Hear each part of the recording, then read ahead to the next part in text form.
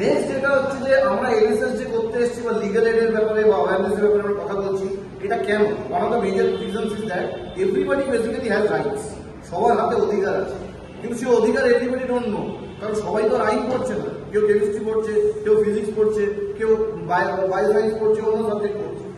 এবার আইনটা এমন জিনিস যেটা প্রতি মানুষের অধিকারটা এমন জিনিস যেটা everybody should know, because it is infringed, you should know where to go. তো প্রথমে এই আইনের পরিবর্তনটা বলবার আগে ছোট্ট করে আমার যেটা বলার দরকার হচ্ছে যে বেসিক কতগুলো জিনিস রয়েছে, যেমন the question of filing an FIR.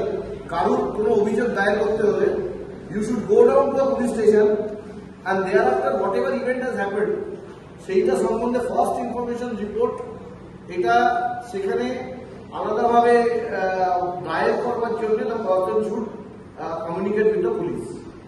Next যেটা স্টেজ থাকে সেটা হচ্ছে যে ধরা যাক কেউ